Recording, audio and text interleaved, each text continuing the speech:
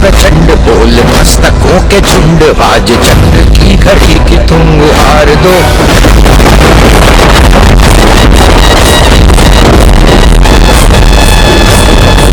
मानस भाई, आपसे जो आज का मेरा सवाल है कि अभी जो कुछ दिन पहले सीएए का जो ये सब चला था, मुद्दा चला था, तो उसमें एक सावरकर जी का जिक्र आया था कि भाई टू नेशन थ्योरी और भारत पाकिस्तान जो है, इसमें सावरकर जी का एक बहुत बड़ा रोल था। सबसे पहले जो ये सीएए अमेंडमेंट बिल के समय जब एक डिस्कशन हुआ, और सावरकर के ऊपर क्योंकि बहुत सारे डिस्कशन होते हैं, और प्रेजेंट टाइम में एक सबसे फेवरेट डिस्कशन है कि वही जो उस दिन आपको समझाया था कि वो जो लेफ्ट डांसिंग मीडिया का जो पूरा गिरोह हमारे आसपास घिरा हुआ है, वो एक फेवरेट क्वेश्चन उनकी लॉबी या फिर उससे जुड़े मानसिकता के लोग एक क्वेश्चन पूछते हैं कि सावरकर एक देशद्रोही आदमी था, उसने देश बांट दिया। टू नेशन थ्योरी का एक कॉन्सेप्ट है, सावरकर जी ने दिया है और इसी के कारण देश बटा, ऐसा उनका क्लेम रहता है।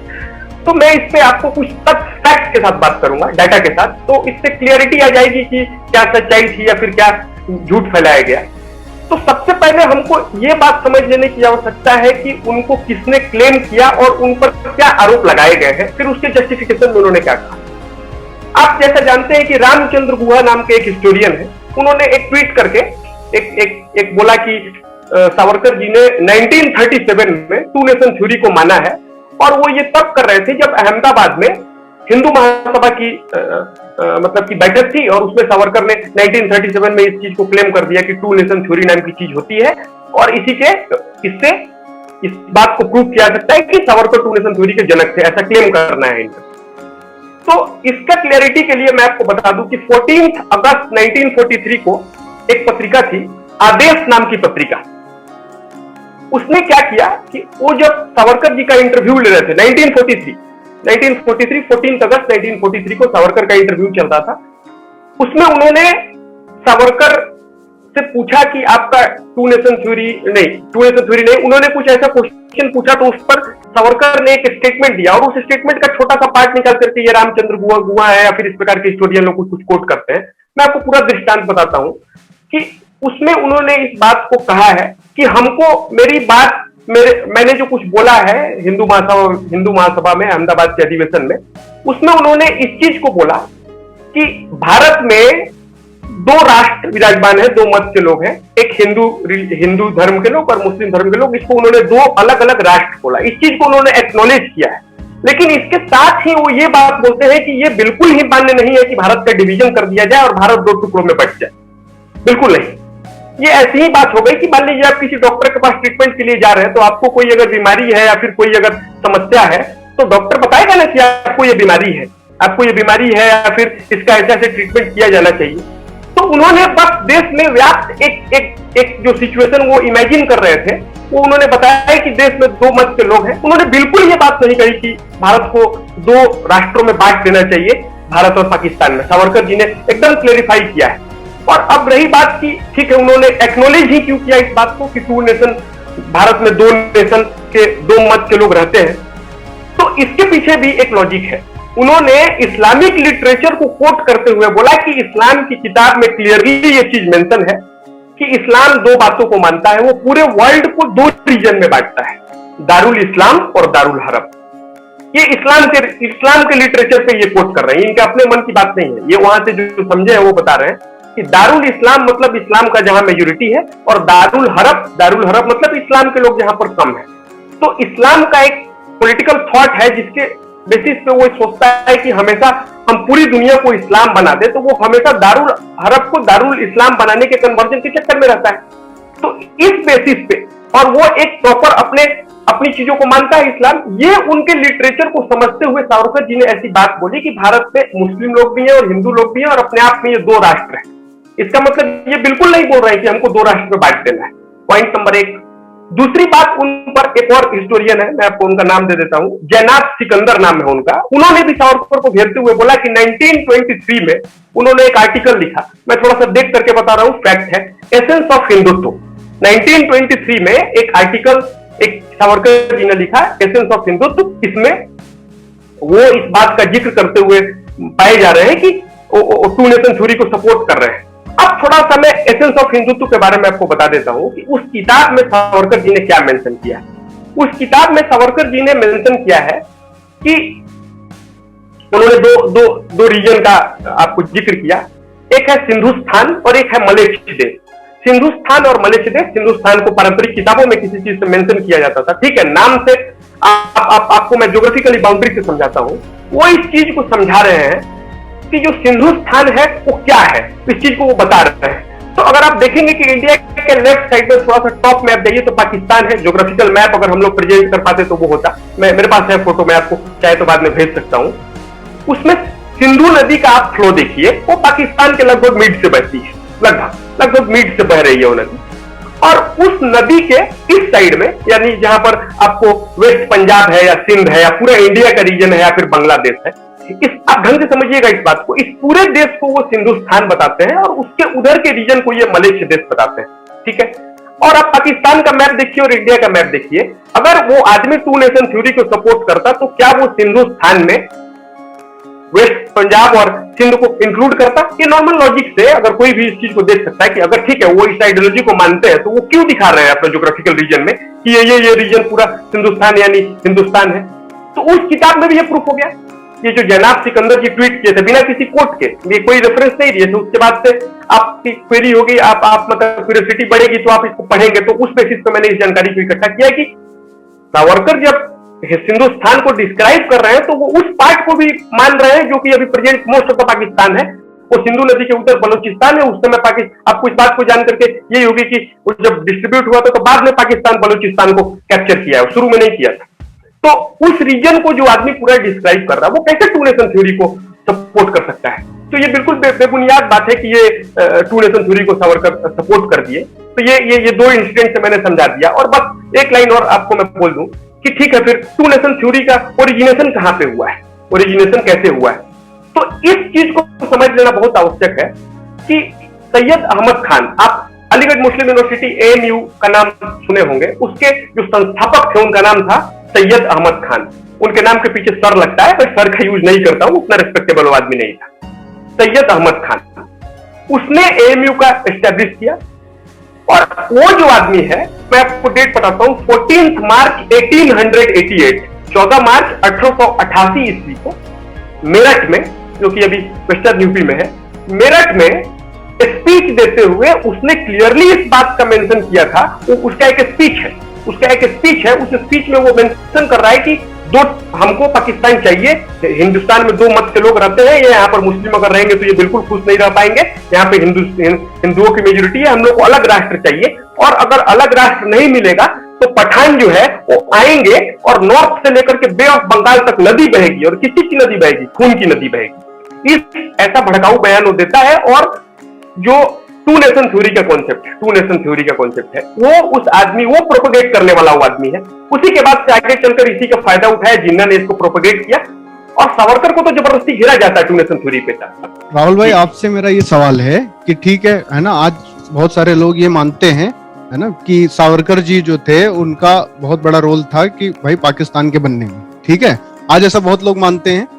तो ठीक है, मैं कहता हूँ हाँ ठीक है, सावरकर एक तरीके से हम मान लेते हैं थोड़ी देर के लिए कि भाई हाँ ठीक है, मान लो अगर सावरकर जी का रोल था भी, है ना, आपको नहीं चाहिए था पाकिस्तान, तो आप में से कितने लोगों ने विरोध किया उस चीज का? इस चीज को राहुल भाई थोड़ा सा क्लियरिफाई करो आप कि सावरकर जी को मतलब इस चीज में घसीटा क्यों? यार ये बात बिल्कुल बेसलेस है। आप एक फालतू चीज जोड़ रहे हैं कि एक आदमी जिसके ऊपर आप एलिगेशन लगा रहे हो टू नेशन थ्योरी का, और वो एलिगेशन लगाते हुए भी वो कहीं भी रिलीजन का जिक्र नहीं करता है। इंसान, उस इंसान ने जिसको अभी मानस भाई ने कहा कि कोट करके आज लोग बात बोल रहे होते हैं कि वो टू नेशन थ्योरी को मांग रहे थे, कहीं पर आर्टिकल लिख रहे थे, तो वो टू नेशन थ्योरी को जो सिंधुस्तान की बात कर रहे थे, तो सिंधुस्तान एक रीजन है, एक रिलीजन नहीं है। और इस कंट्री का पार्टीशन भाई रीजन के हिसाब से नहीं हुआ है, ना लैंग्वेज के अकॉर्डिंग हुआ है, ना रंग के अकॉर्डिंग हुआ है, ना पहनावे के अकॉर्डिंग हुआ है। इस देश का बंटवारा जो हुआ है और इस देश के बंटवारे की जो मांग है वो ऑलवेज धर्म के अकॉर्डिंग रही है। तो अगर सावरकर साहब को जब वो कोट कर रहे होते कि सावरकर सर ने ऐसा बोला कि भाई आप ये दो मतलब हिंदुस्तान पाकिस्तान को अलग कर दें, तो भाई अगर उस इंसान ने जो उसका आप स्टेटमेंट भी कोट कर रहे हैं उसमें भी वो कहीं रिलीजन वर्ड यूज नहीं करते, वो एक रीजन बता रहे हैं। अगर उसको भी मैं बात करने जाऊं तो वो कहीं भी बिल्कुल रीजन के बारे में ऑलवेज बात करें। और वैसे भी पार्टीशन तो पूरी दुनिया में अगर कहीं होते हैं तो वो रीजन के अकॉर्डिंग होते हैं, लैंग्वेज के अकॉर्डिंग होते हैं, ये रिलीजन के अकॉर्डिंग तो पार्टीशन ये एक धर्म विशेष ही है, वही मांगता है ये लोग। एग्जाम्पल आप ये बात सोचो कि अगर आप ऐसा कहते हैं कि सावरकर साहब का उसमें कोई इन्वॉल्वमेंट था, ठीक है, डाटा के साथ मानस भाई बहुत सही से बता रहे हैं, बट मैं एक सिंपल से एक आम आदमी की तरह बात करना चाहता हूँ कि अगर वो पार्टीशन चाहते थे तो डेफिनेटली सी बात है ना कि उनके पास कुछ प्लान होगा, उनके कुछ नेता भी होंगे जो आगे जाके उस नेशन को मांग रहे होंगे, उस पार्टीशन की टेबल पे बैठे भी होंगे उनके कुछ नेता, अगर उनमें उनकी बात में इतना वो था और उन्हें पार्टीशन सच में ही चाहिए था रिलीजन के अकॉर्डिंग, तो उस टेबल पे जिन्ना के साथ कोई बैठा होगा ना इधर से भी, उसमें तो नहीं बैठे थे सावरकर साहब, बिल्कुल भी वो पार्टीशन का हिस्सा भी नहीं थे। ना ही उन्होंने जो रहमत अली हैं, जो आदमी लंदन में पढ़ते हुए ही एक पूरा का पूरा नक्शा दे देता है कि साला कहां मेरे को क्या रखना है, पाकिस्तान क्या क्या क्या क्या बनाना है, जिसने पूरी रूपरेखा बना रखी है, वो उस आदमी को हमारे देश में ब्लेम नहीं दिया जाता कि ये पार्टीशन का कारण है। आप उस आदमी को दे रहे हो, भाई उसने कोई आपको दिखाया कि ये मैप है, यहाँ हिंदू रहेंगे, यहाँ मुसलमान रहेंगे, कुछ नहीं रहेंगे, ऐसी कोई बात नहीं कि उस आदमी ने, और आप एक झूठा ब्लेम फैला रहे हो। उसके बाद सत्ता आई तो सत्ता क्या सावरकर के हाथ में आई? पाकिस्तान की सत्ता जिन्ना के हाथ में आई। उसके ऊपर भी थोड़ा डिस्कशन करेंगे कि ये जिन्ना की जो फ्रेमिंग है, कुछ हम ऑलवेज बोलते हैं कि कुछ लोगों को छिपाने का प्लान है, उसके बारे में बात करेंगे। बट पॉइंट इज दिस कि भाई वहां तो जिन्ना को मिल गया, वहां तो इस्लाम के नाम पे मिल गया, यहां हिंदुओं के नाम पे अगर मिला है, अगर हिंदुस्तान हिंदुओं के नाम पे मिला है, तो सावरकर को मिला क्या? रन तो नहीं किया उन्होंने, ना तो टेबल पे बैठे थे। आप ये झूठा ब्लेम कैसे लगा सकते हो कि उस आदमी ने पार्टीशन के लिए काम किया और उसके लोगों ने पार्टीशन के लिए काम किया? ये फालतू की बात है और बेसलेस है बिल्कुल। मतलब मुझे तो समझ में नहीं, शायद इस मुद्दे पे हमारे देश में बात नहीं होती, अगर बात होगी तो ये लॉजिक 2 मिनट स्टैंड नहीं कर पाएगा। ये क्या कारण है कि सावरकर जी को इसमें फंसाया जा रहा है? थोड़ा सा आप इस पे कुछ बात बोले।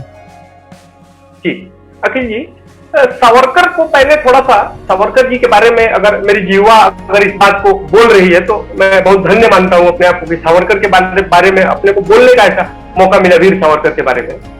मतलब मैं आपको थोड़ा डिस्क्राइब करता हूं सावरकर क्या है, फिर कैसे कैसे वो आदमी क्या किया क्या नहीं किया और क्यों इसका विरोध, मतलब एक स्ट्रेटजी के थ्रू इसको टू नेशन थ्योरी पे सावरकर को घेर लो, ये क्यों करते हैं लोग, आपको समझ में आ जाएगी बात अगर मैं फ्लो के साथ बोलूं। आपको मैं एकदम बेसिक तरीके से इस प्रकार समझाऊं कि जैसे हमारे सनातन परंपरा में हम लोग क्या ऐसा बोला जाता है कि अगर आप गंगा नदी में एक बार जीवन में स्नान जरूर कर लेना चाहिए, उससे आपका जीवन धन्य हो जाता है या फिर आपका पाप कट जाता है और आप पुण्य के भागी हो जाते हैं, ऐसा बताया जाता है गंगा नदी के बाद। अगर सावरकर का अगर सही एनालिसिस किया जाए तो सावरकर के बारे में बस एक वाक्य है कि वो स्वतंत्रता संग्राम की ऐसी गंगा है, उस आदमी का पूरा जीवन, कि अगर उसमें एक बार डुबकी लगा ले, मतलब उनके साहित्य को अगर आप पढ़ लीजिए सावरकर को, तो आप अपने आप को बहुत सौभाग्यशाली समझिए और आपका जीवन धन्य हो जाएगा। वो किस प्रकार के कैरेक्टर थे उसको डिस्क्राइब करने के लिए एक साधारण जीवा उसको एक्सप्लेन ही नहीं कर सकती है। वो इस प्रकार का वो महामानव ग्रेट पर्सनालिटी, रेयर, मतलब भारत की धरती जो है ये तो बहुत सारे महापुरुषों को जनती है, तो ये बहुत सौभाग्यशाली हम लोगों की सावरकर यहाँ पे जन्मे। उनका लाइफ स्टाइल पढ़िए, उनकी बाकी चीजों का जो स्ट्रगल है उसके बारे में मैं ज्यादा चर्चा नहीं करूंगा कि वो आदमी किस प्रकार से अपने जीवन को बिताया है, लेकिन एक बार आप अगर उनको स्टडी कर दीजिए तो आपको खुद ब खुद आकलन हो जाएगा कि वो कैसा पर्सनालिटी था, करिश्मेटिक पर्सनालिटी। आप उनके व्यक्तित्व का अंदाजा सिर्फ इस बात से लगा सकते हैं कि 1907 या 1907 ही मान लीजिए, एक साल का डेविएशन, एग्जैक्टली हमको ईयर नहीं याद है, 1907 के आसपास उन्होंने एक बुक लिखी, किताब लिखी, 1857 का स्वतंत्रता संग्राम। वो किताब का प्रभाव मैं आपको अभी चर्चा में आगे बताता हूं कि वो एकमात्र किताब, एक आदमी 23 ईयर्स ओल्ड सावरकर 23-24 साल की उम्र में उसने एक किताब लिखी, जिस समय वो इंग्लैंड में जाकर के पढ़ते थे। 1857 का स्वतंत्रता संग्राम मराठी में लिखी उन्होंने, और ये किताब अपने आप में, इस किताब का हिस्ट्री आप सुनिए, मैं ब्रीफ करता हूं। किताब लिखी गई थी इंग्लैंड में। इंग्लैंड के बाद ये किताब के बारे में वहां का जो स्कॉटलैंड यार्ड है, शायद संभवतः पुलिस का नाम वहां पे इंग्लैंड में, मतलब कुछ और होगा तो मैं उसके लिए माफी चाहूंगा, पर प्रोबेबली वही है नाम। उसको भनक लग गई कि ये आदमी किताब लिख रहा है, इसके घर पे रेड हो गया और ये किताब अपने फॉर्म में लिखी जा रही है, और ये इंग्लैंड से ये किताब की यात्रा सुनिए आप। इंग्लैंड से ये पहले पहुंचा है फ्रांस बोला कि ठीक है हम इसको छापेंगे। फ्रांस जो है, तब तक क्या होता है कि इन बिटवीन जर्मनी के अगेंस्ट में इंग्लैंड और फ्रांस का कोलैबोरेशन हो जाता है, ये लोग जर्मनी के अगेंस्ट उतर जाते हैं। तो अब फ्रांस बोलता है कि हम इस किताब को नहीं छापेंगे। फ्रांस से ये किताब जर्मनी जाती है, जर्मनी में डिस्टर्बेंस हो जाता है कि नहीं हम इस किताब को लो क्वालिटी में नहीं छाप पाते, वहां पे भी रेड या फिर पॉलिटिकल प्रेशर बनाने की कोशिश होती है। वहां से वो किताब हॉलैंड, इंडिया होते हुए हॉलैंड जाती है। आप इस किताब का रूट मैप देखिए, मतलब ये एक किताब ऐसी थी, आप इस किताब के बारे में, मेरे पास है वो किताब, उस किताब को मैंने पढ़ा है। वो किताब ब्रिटिश सरकार, ब्रिटिश हुकूमत के मन में यहां से लेकर इंग्लैंड तक इतना बेचैनी कर दिया था कि जिसका हिसाब नहीं है। आप इस बात को जानकर के हैरान हो जाएंगे कि कोई ऐसा बुक जो है जो बिना पब्लिश हुए उस पर बैन लग गया हो, उसकी इकलौता एग्जाम्पल है 1857 वार ऑफ इंडिपेंडेंस, इंग्लिश में बाद में ट्रांसलेशन हुआ है। ये किताब इतनी बेचैनी कर दी थी इनके अंदर। अब ठीक है, अब इस किताब की तो यात्रा सुन लीजिए, लेकिन आप समझिए कि इस किताब में क्या था। इस किताब में ये 1857 के स्वतंत्रता संग्राम, जिसको हमारे हिस्टोरियन अभी तक इस चीज को क्लेम करते हैं कि छोटा मोटा विद्रोह था, कभी यहां हो गया, कभी वहां हो गया, कभी यहां हो गया। आप उस किताब को पढ़िए, आपको मालूम चलेगा छोटा मोटा विद्रोह नहीं था, वो पूरा प्लान था। उसमें देश का एक एक आदमी जग गया था कि इसको आहुति देनी है और इस जग को पूरा करना है। और जब इस किताब को ये डिस्क्राइब कर रहे हैं तो उससे मतलब कि उसका एक्सप्लेनेशन सुनकर ब्रिटिश सरकार का नींद उड़ गया और वो किताब इंडिया में आई। आप बता दीजिए कोई ऐसा क्रांतिकारी, चंद्रशेखर आजाद, भगत सिंह और इस प्रकार के तमाम इस लीग के क्रांतिकारी जो उस किताब को नहीं पढ़े हैं। टोटल आदमी उस किताब को पढ़ा है, टोटल आदमी। आपको मैं बता दूं कि जो सुभाष चंद्र बोस ने एक आर्मी बनाई थी, उसमें 60,000 के आसपास सैनिक थे। वो किताब जो है वो भगवत गीता की तरह, बाइबल की तरह हो गई थी कि उस किताब को एक बार पढ़ा जाता, पढ़ता ही था लोग। उस किताब की वैल्यू इतनी थी कि वो किताब बिकने के बाद फिर से रिसोल्ड होती थी। हम खरीद लेंगे, पढ़ लेंगे हमसे, फिर राहुल भाई खरीदेंगे। मतलब उस समय मैंने एक एग्जाम्पल दिया, इस प्रकार का क्रेज था उस किताब का। तो ये किताब इतना लोगों के मन में ऐसी भावना उत्पन्न कर दी थी कि नहीं, हमको अब देश के लिए जगना है, देश के लिए जगना है। आप सोचिए कि वो कैसा ग्रैंड पर्सनालिटी होगा जो 24 इयर्स ओल्ड में, पढ़ने के समय में अपने, वो आदमी एक किताब लिखता है और वो किताब पूरे वर्ल्ड मैप में 4 कंट्री को हिला करके रख देता है। और इतने बड़े बड़े जो रिवोल्यूशनरी हुए हैं वो लोग उस किताब को अपना आदर्श मानने लगते हैं। आप समझिए, आप इस चीज से एस्टिमेट कर सकते हैं कि इस आदमी का ऑरा कितना था। और एक फैक्ट देता हूं कि ये बहुत डिस्कशन में नहीं लाया जाता है, पर है ये अगर सुभाष चंद्र बोस तो अपने आप में एक मिस्टीरियस है, उनके ऊपर भी कांग्रेस चर्चा से बहुत बचती है, धीरे धीरे तथ्य सामने आ रहे हैं, उनके फाउंडेशन, उनसे जुड़े हुए लोग बताते हैं। एक बैठक हुई थी सुभाष चंद्र बोस और वीर सावरकर के बीच में, पुणे में। इन दोनों के बीच में एक वार्तालाप हुआ था और उसमें सुभाष चंद्र बोस इस किताब से इतने ज्यादा प्रभावित थे कि वो सावरकर को एक प्रकार से अपना समझते थे कि नहीं, ये आराध्य पुरुष है, इसकी बात सुननी चाहिए, इससे मिलेंगे, ये क्या बोलना चाहता है, इतना मैजिकल बुक लिखा है। उसमें वीर सावरकर एक्सप्लेन करते हैं सुभाष चंद्र बोस को कि हमारे, ठीक है, ये आजादी तो 1940 सेकेंड वर्ल्ड वार के बाद जो है ये आजादी मिल जानी है। सेकेंड वर्ल्ड वार के आसपास कहीं ये डिस्कशन हो रहा था कि ये आजादी तो मिल जानी है, अंग्रेजी इतना डिस्टर्ब हो गया था। लेकिन आजादी मिलने के बाद क्या होगा? हमारे हिंदू सोसाइटी का डिमिलिटराइजेशन कर दिया गया है, एकदम तरीके में डिमिलिटराइज कर दिया गया है। आगे सत्ता बनेगी, आगे चलकर के डिस्प्यूट होगा। इसका विजन देखिए, ये लड़वा नहीं रहा है, ये इंसिडेंस को देख रहा है कि ठीक है हम अटैक नहीं करेंगे, लेकिन हमारे साथ रहने वाला भाई, अब खुद सोचिए, प्रैक्टिकल, ज्यादा आइडियलिस्टिक इसमें बनने की जरूरत नहीं है कि आप अगर 50 लोगों के साथ रह रहे हैं, उसमें 30 और 20 का कम्युनिटी है, आप 30 लोग नहीं चाहते हैं कि कुछ लड़ाई झगड़ा हो, लेकिन वो जो 20 का कम्युनिटी आपको लगातार डिस्टर्ब करेगा, आप हमको प्रैक्टिकल बात बताइए, क्या करिएगा? लड़िएगा, 4 बार समझाइएगा, 5 बार समझाइएगा, लेकिन अंत में आपको अपनी रक्षा के लिए उससे 2 हाथ करना पड़ेगा। तो ये विजन देख करके होता है कि नहीं, हम कुछ नहीं करेंगे, लेकिन उधर से काउंटर अटैक अगर ये हो रहा है, और इस प्रकार का जिन्ना सीन बनाना चालू कर दिया था, जिन्ना पूरे इंडिया में सीन बनाना चालू कर दिया था। और उसको देखकर सावरकर का विजन होता था कि नहीं, आप अब देखिए इस आदमी का स्ट्रेटेजी कैसा है कि डिमिलिटराइजेशन जो है ये हो चुका है। सुभाष चंद्र बोस को ये बोलते हैं कि अभी वर्ल्ड वार 2 के लिए जो रिक्रूटमेंट होना है, रिक्रूटमेंट, उसमें आप अपने हिंदू मतलब कि सनातन धर्म के लोगों को, हिंदू लोगों को आप उसमें जोड़िए। अब जोड़ने के पीछे का लॉजिक, विजन देखिए इस आदमी का कि ये इस ट्रेनिंग के बहाने इनके पास भी ट्रेनिंग हो जाएगी, और जब ये अंग्रेज और जो वो ट्रेनिंग है उसी का उपयोग हम लोग करेंगे अंग्रेजों को यहाँ से भगाने में, फोर्सफुल। क्योंकि आप समझ लीजिए, इंडिया में किसी भी समय 80,000 से ज्यादा अंग्रेज भारत में नहीं रहे हैं। वो भारत में सिर्फ और सिर्फ इसलिए राज किए क्योंकि हमारे लोग उनको सहायता किए हैं। तो इस आदमी का विजन है कि हम इनसे ट्रेनिंग करवाते हैं, और इस ट्रेनिंग के बाद हम इनको जाकर के बात करेंगे और फिर इन्हीं लोगों को साथ में लेकर के अंग्रेज को खदेड़ देंगे। ये प्लानिंग सोचिए कि कितनी दूर की प्लानिंग ये आदमी कर रहा है बैठे बैठे सुभाष चंद्र बोस के साथ। और उसका परिणाम आप ये समझ लीजिए कि उस समय आपको जो रिक्रूटमेंट ड्राइव चला था वो 2.5 मिलियन, लगभग 25 लाख लोग रिकॉर्ड है अपने आप में, उसमें लोग शामिल हुए थे सैनिक के रूप में। उसके लिए हिंदू महासभा, जिसके सावरकर एक पार्ट हुआ करते थे, वो हिंदू महासभा ने पूरे देश में घूम करके सभाएं लगाई और लोगों को बोला कि आप आर्मी में भर्ती हुई। इसके लिए किया है। उसके फलस्वरूप ऐसा देखा गया है कि इतने लोग उसमें गए हैं और उसमें जाने के बाद अब समझा देता हूं शॉर्ट में कि क्या फायदा हुआ है। अब जब हमारे लोग उनकी आर्मी में चले गए, ट्रेंड हो गए, तो आप सुने होंगे म्यूटिनी, जगह जगह विद्रोह हुआ है, जबलपुर में हुआ है, मुंबई में नेवल म्यूटिनी हुआ है, जगह जगह पे विद्रोह हो गया, हमारे सैनिक विरोध करने चले आए। ये कैसे? क्यों? क्योंकि वो किताब होता था, वो किताब का ट्रांसफर होता था। वो भले वो ब्रिटिश सरकार में हमारा सैनिक था, लेकिन वो पढ़ता था 1857 का स्वतंत्रता संग्राम किताब जब वो पढ़ता था तो उसको राष्ट्र प्रेम मन में जगता था। और उसके बाद से ये टोटल चीज हुआ। और सुभाष चंद्र बोस की जो आर्मी बनी थी 60,000 के आसपास, जिसमें अप्रोक्सीमेटली 27,000 के आसपास लोग मारे गए थे, अब वो मरने के पीछे लोगों का जो हाईली मोटिवेटेड थे कि हमको देश के लिए कुछ करना है, देश के लिए कुछ कर गुजरना है, इतने मोटिवेशन के साथ, उसके पीछे आप कहीं ना कहीं इस बात को मान लीजिए कि उस किताब का सबसे मेजर रोल है, वो टेक्स्ट का। तो आप सोचिए कि ये इस बात को बोलने में कोई हैरानी नहीं होनी चाहिए कि उस किताब की अहम नहीं, बहुत ज्यादा अहम से भी अगर कोई अधिक कैटेगरी होती होगी तो उतनी भूमिका है उसको भारत को आजाद कराने। ये सिंपली ऐसा बोल देना कि गांधी जी दिलवा दिए, नेहरू जी दिलवा दिए, तो फॉल्स है, ये तो फॉल्स बात है। इस पे किसी दिन और हम लोग चर्चा कर लेंगे। पर आप समझिए कि 24 इयर्स ओल्ड आदमी एक किताब लिखता है और वो किताब पूरी यात्रा एक तय करती है। उस आदमी का आप और समझिए कि वो कैसा है। तो इतना बड़ा आदमी जब सामने आया कांग्रेस के, तो कांग्रेस को उसको दबाना था कि नहीं नहीं भाई, ये तो कुछ कर देगा, ये इसका इंपैक्ट बहुत ज्यादा है, इसको बदनाम करो, ये करो, वो करो।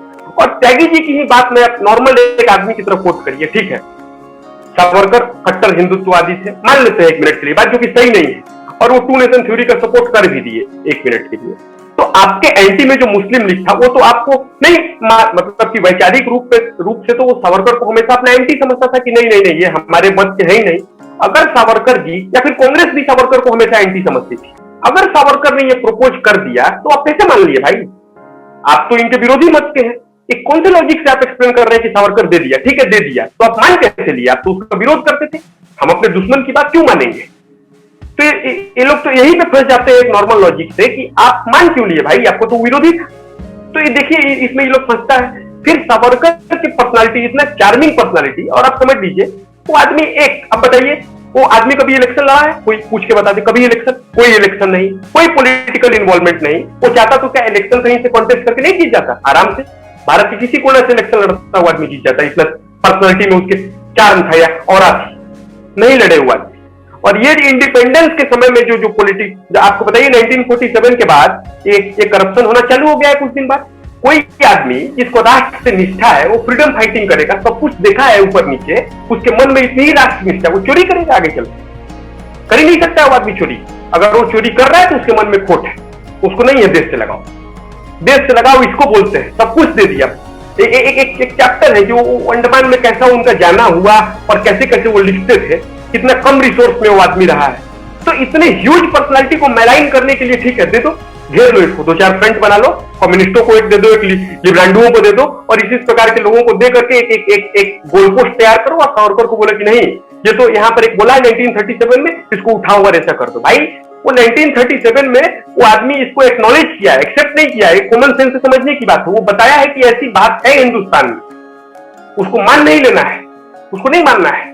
और वो कभी रिलीजन के बेसिस पर कंट्री को नहीं बोले, वो बोले कि भारत ये पितृभूमि है, पुण्य भूमि है, यहाँ पे जो रहेगा ये अपनी भूमि को पुण्य भूमि माने, यहाँ पे रहे। तो ऐसे ह्यूज पर्सनालिटी को सिर्फ ब्लॉकेज करने के लिए, अपना फुटेज खाने के लिए, जिसको अगर आम बोलचाल की भाषा में बोला जाए कि इसको दबा देने के लिए ये लोग प्रयास कर रहे हैं। लेकिन आप देख लीजिए एक चीज, हम लोग पहले पढ़ते थे कि सिक्का और इंपॉर्टेंट पर्सनालिटी, कवि का उसमें एग्जाम्पल है। इन दोनों में कितना प्रभाव है ना, ये आगे आने वाला समय बताता है। जितना समय बीतेगा इस आदमी का ऑरा बाहर निकलकर एक दिन आएगा ही। सावरकर को मरे हुए काफी समय हो गया, लेकिन हम लोग आज सावरकर पर चर्चा कर रहे हैं। सावरकर की चर्चाएं और तेज हो रही हैं, युवा लोग उनको पढ़ रहे हैं, जान रहे हैं। पर्सनैलिटी है, ऑरा है, जिसके कारण हम लोग ठीक है एक समय में उसको इंपॉर्टेंस नहीं दिए हैं। और अखिल भाई, इस बात को आप समझ लीजिए कि हिंदुस्तान में एक दिन वो आएगा, सावरकर को इस देश में लोग इतना मानने लगेंगे कि जिस समय देश को जरूरत होगी, सावरकर जैसी अनेक रत्न जो है ये धरती दे देगी, और सावरकर जैसे लोग यहाँ से निकलना शुरू हो जाएंगे, बनना शुरू हो जाएंगे। फिर से मैं आपका आभार व्यक्त करूंगा कि आपने ऐसे टॉपिक को चुना। इससे कम से कम कुछ लोग सुने, जाने, एक बार क्यूरियोसिटी हो गई, आप खुद फैक्ट चेक कर। ऐसा जबरदस्ती कोई जरूरत नहीं कि मेरी बात आपकी बात के मान लें। मैं रेफरेंस दे दूंगा, आप चेक कर लीजिए, आप देख लीजिए, आप अपने से एनालिसिस कर लीजिए।